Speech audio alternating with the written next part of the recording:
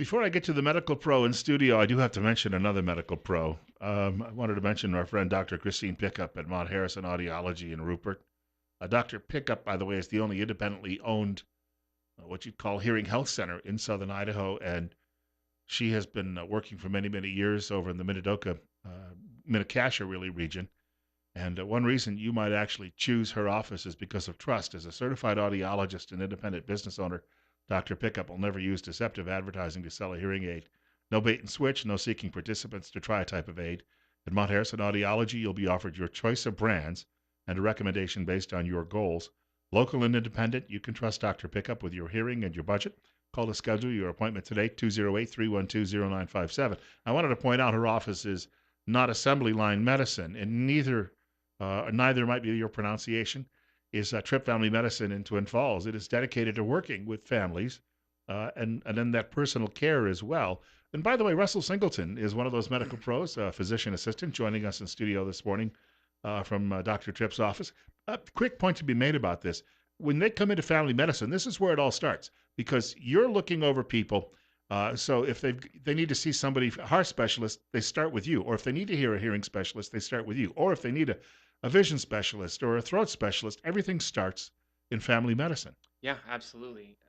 And I think that's true whether or not the person knows they need a hearing specialist or a heart specialist. Sometimes people come in because their insurance company requires it and they need a referral. But sometimes people come in with chest pain or, a complaint that they can't hear their grandchildren anymore. And in family medicine, we're often the first line, and there's a lot that we can do. But then when we feel that it's out of our scope, we use professionals that are here locally that can take it to the next level.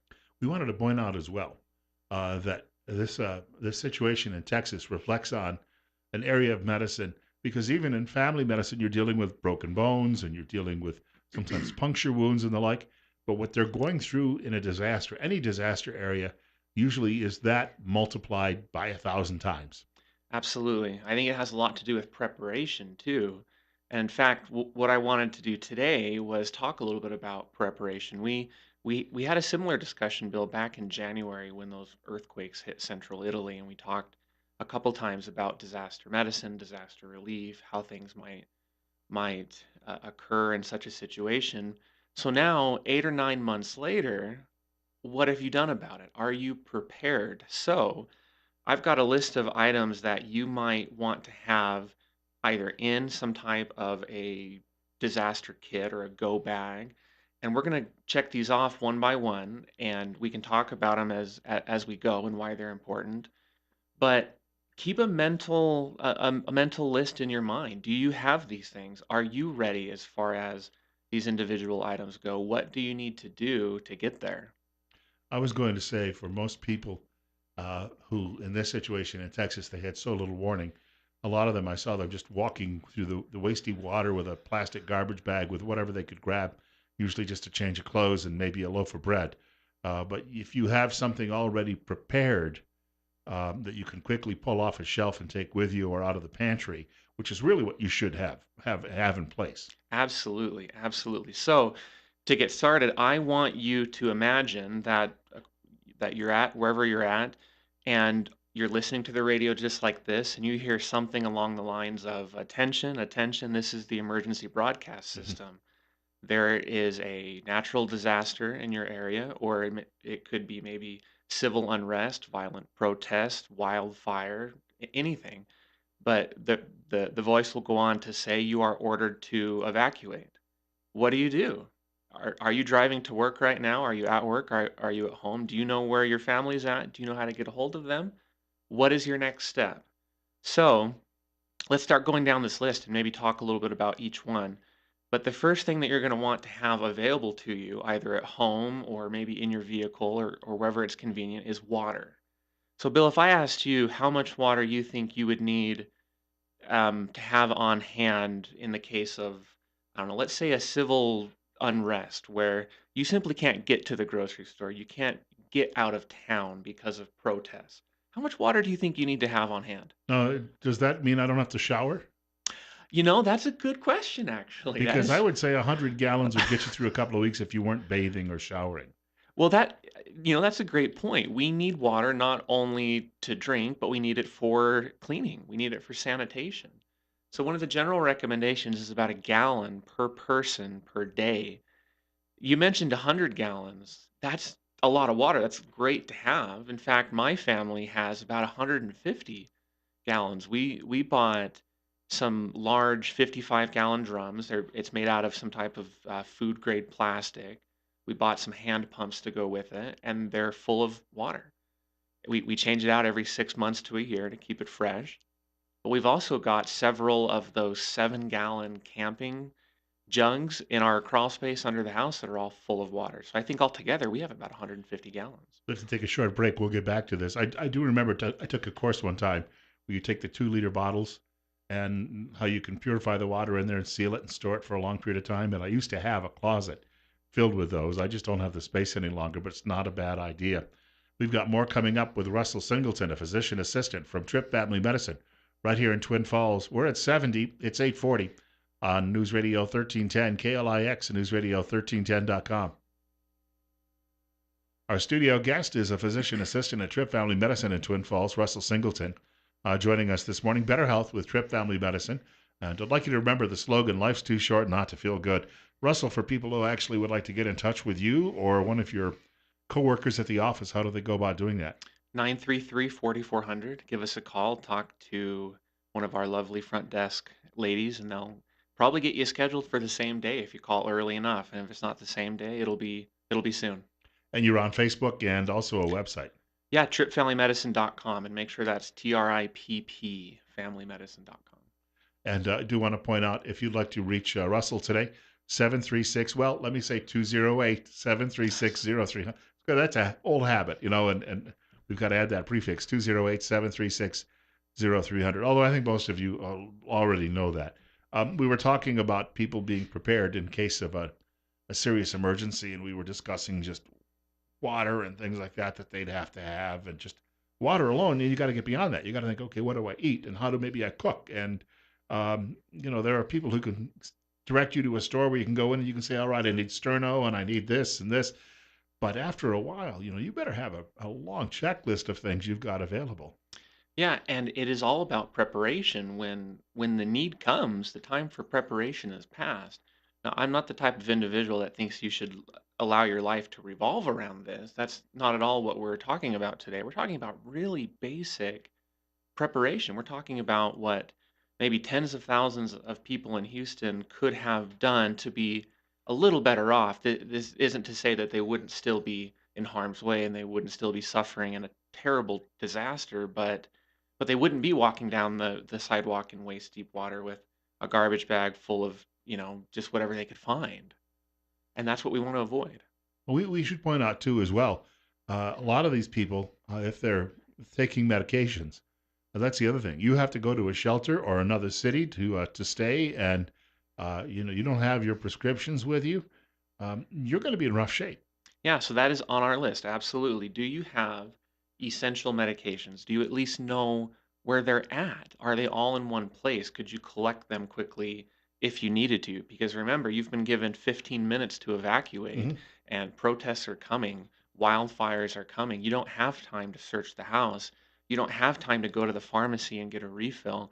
You don't have time to start exercising and dieting and working on smoking cessation and weight loss and alcohol reduction. These things have to be done. And so taking charge of your health now is important. Making sure you have essential medications is important. And then what about pet medications too, or pet food and supplies for your pet? That's probably another area that is very easily overlooked. Now, if you have a flood, as they're seeing it of this biblical proportions down there along the Gulf Coast, obviously most people are told leave. But if you have civil unrest, you're generally told shelter in place. In other words, don't go out into the streets. So it maybe changes. You'll have your prescriptions at home, but you may not be able to go back out and get them refilled. And you also have to have just enough of food and a way to keep your house either cool or warm. I know when there was a huge power outage in Maryland a few years ago, a friend's father, he was being taken care of in hospice care. He had cancer, was dying, but it was in summertime. The temperatures were upper 90s. and all of a sudden they had no way to keep the hospice where he was staying cool. And all of these issues come up. How do we? These are all things people have to be concerned about. It's not just the food and the water that you need, but there are so many other little details that have to be looked after. Yeah, and just because you have extra water, for example, doesn't mean you know how to use it safely, how to avoid infectious illness. For example, I think most people know that they can boil water to remove a lot of the pathogens, and that's absolutely correct. But did you know that boiling the water will not remove heavy metals, that it will not remove larger contaminants like sediment? It's not going to remove a lot of chemicals that may be in the water from runoff as a result of flood. So, what would you do in that circumstance? Did you know that bleaching or chlorinating the water is also helpful for pathogens, but not for those other things? So, still, what do you do? How do you remove those larger components? It would be a great thing to learn how to do that and how to handle some of these basic necessities. Distillation of water is actually a wonderful method. You can boil it first, remove the pathogens, collect the vapor, and that's pure H2O. And that's a great skill to have. Practice doing that. On our list, if we continue down there, we talked about food. Do you have enough food for 72 hours? That's probably the basic rule. It may take longer than that to resume normal operation, but plan for at least 72 hours. Is it food your family will eat? If you've got days worth of MREs and canned pork and beans, that may be great. But what if you have children that won't eat that? What good is that? Let's say it's in a can and you don't have a can opener. Are you going to be able to access that? Infant formula. Do you have enough infant formula? Do you have, again, pet food or pet supplies? We talked about essential medications. Next up on our list is a hand crank radio. So these are pretty cool. These are often NOAA certified. They're able to receive weather alerts. They're able to receive these type of emergency broadcasts. They also have flashlights usually on them. And there's one on Amazon right now for $27. It is very cool. You can crank it. You can use it to charge your smartphone, actually. And it's even got a solar panel, small solar panel Can on I it. mention, since we talked about disasters after the earthquake, this subject came up, and on your advice, I went out and I bought that. Did you? Yeah. All right. And it works wonderfully. I mean, you don't have to crank it long. You get the light, or you can turn on the radio. And as you say, it's got the jack for the cell phone charging. Yeah. So, if you had to bug out, for instance, and you're up in maybe the South Hills, here is a tool that can keep you in touch with what's going on via maybe radio, but you could also have the cell phone if you need it. And some places obviously may not have service, but I think if you were in the South Hills, you'd probably be fine still. But you've got and the light, which you may need at nighttime if you're looking for something. Absolutely. So do you have a go bag? You talked about bugging out. Are all these things together? In our house, each family member has a backpack, and the backpack is full of a majority of these things, including food and some water or water filters in that case to make them more portable. But they sit right by the back door in our house, and every so often we have to go through these items and make sure they're not past their expiration date. I think that in and of itself is an important recommendation. What good does it do to have a bunker full of a 6-month supply if years down the road you actually need that and all that food is expired?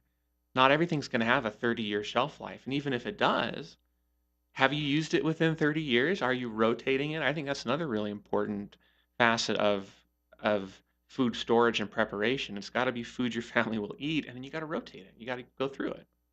I think that the other part of that too is a lot of people have turned to these freeze drying systems, but these are expensive. But if you can afford them, it's another great way to store things. But you've got to find a way just to ensure that it's not even about the freshness. It's just about making sure that this food has a good long shelf life. I think that's absolutely right. Next up on our list is a basic first aid kit. Do you have a self-contained first aid kit? Are there bandages in there? Are there shears? Do you have some basic medications? Benadryl probably is an excellent addition to any first aid kit.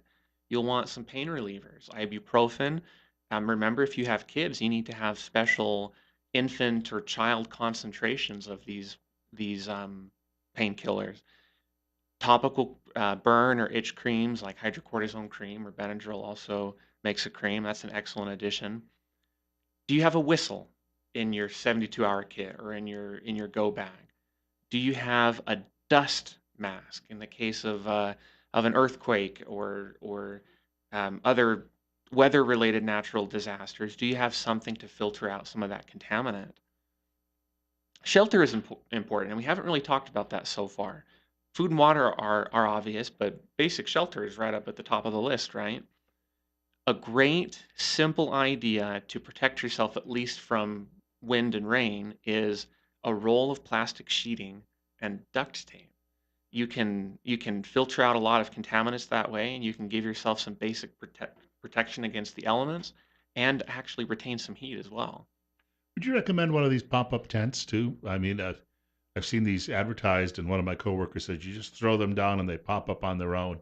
At least it would keep you out of the rain, for instance, if you were somewhere and you had to stay dry. Absolutely. Medically speaking, you're probably going to suffer more and perhaps die first from exposure to the elements before you actually starve or you become dehydrated. So absolutely, you've got to ensure adequate shelter. Along with that, some basic hygiene items like moist towelettes, garbage bags. Do you have some type of a multi-tool, a Leatherman with a knife, with pliers, leather gloves? What if you needed to remove debris, for example, or you needed to sandbag? Do you have some leather gloves? Do you have a hard hat or something to protect you in that case? Cash is important. The amount of cash is probably up to you, but we've got, I believe, probably about $100 in smaller bills in our 72-hour kit. Family documents, are they sealed and protected from water? Do you have everything that you need to establish identity, to establish ownership of insurance policies, for example? Change clothes. Do you have access to that? Is it ready to go? Fire starting supplies. How about books or activities? If you're in, if you're in Joel Osteen's megachurch right now and you're among 15,000 other people, you're not going anywhere for a while. There's Mhm. not going to be a lot to do. Do you have a book to read? Do you have activities for your kids? I think these are all things that we don't often think of, but hopefully we can start checking some of these off. I wanted to point out, when you were talking about some of these things too, I saw a dramatization on TV some years ago about what would happen in the event of civil strife. And it was about a family, and they followed them as they had to flee California. And what they did is they literally made their house look like it had been ransacked. So people coming through the neighborhood ignored it, thinking, well, that's already been hit. And when they finally got away, they come to, I believe, Idaho. And it follows you through their life, but what happens is the father ends up getting a cut, a bad cut. It gets infected, and they don't have any way to treat it, and he dies from the infection. So when we talked a little bit earlier about medicines, there's also going to be, if you can find anybody somewhere who's a medical professional where you're going, maybe already have that contact available. That was a fictionalized account, but it was based on what could happen. So if you come into a situation like that, or I saw a movie where the father gets a bad cut from a chainsaw and dies. These are types of things you'd have to be worried about, especially if you're roughing it in some place where you're hiding out. Yeah, it is pretty easy to get a basic first aid certification. It is easy, and within a couple of hours, you can get a CPR certification. Would you be comfortable performing CPR on a stranger if you had to? Would you be comfortable performing CPR on a family member if you had to? But you bring up another good point, knowing who might have skills, for example, who might be a medical professional that could help. Do you, first of all, even know your neighbors? Now, I know that that might be a controversial thing. Many people like to kind of keep to themselves and not expose themselves or their private lives. But consider first of all getting to know the people around you, getting to know your neighbors. you could perhaps find out and share if any of them have special skills. If one is a medical professional, one is maybe in law enforcement, one is a construction professional, you can then rely on one another and try and form a community plan. That's something we've done in our neighborhood, or at least we've tried to. We had surveys that we passed around the neighborhood that neighbors could voluntarily fill out and say, "These are my basic skills. These are supplies I have. Like, yes, I have a chainsaw, or I have, an axe or whatever. I have extra water to share." And I think all of us, especially those listening to this show, would want to be prepared and take care of themselves and their family first. But I think one of the greatest blessings of preparation is that you can help other people because you're good. You're okay. Now you can extend a hand and help those who either didn't prepare or just who are not fortunate enough to be in the situation you're in. Yeah, there's going to be a big call for carpenters and other people who can do these, have certain skill sets in a situation like this. You'll see that too in Texas in the weeks to come as well. Absolutely, absolutely. So I don't know if any how much time we have left or if we 30, have any. 30 seconds. Oh, well, darn, I was gonna hope to hear for some callers and maybe answer some questions, but I think I would just end by saying these lists can be found anywhere. This list that I used today, I pulled off of I think it was disaster or no, it was ready.gov. And that's a great resource if you need some basic information on how to build a kit, what should be in it, what basic skills should you have. Check out ready.gov. I will take a look at that because, as I say, I was telling Russell off air that I used to have some of these things available, and then somebody told me to get rid of them. But we'll see you again in a few weeks in the rotation at some point. Absolutely. I'll look forward to it. Russell Singleton joining us from Trip Family Medicine today. Short break for news from Fox at 9 o'clock. And then we expect to be joined by Raul Labrador, candidate for governor in Idaho, during hour number 2 of the program. That's on the way. Hope you can stick around on News Radio 1310 KLIX and newsradio1310.com.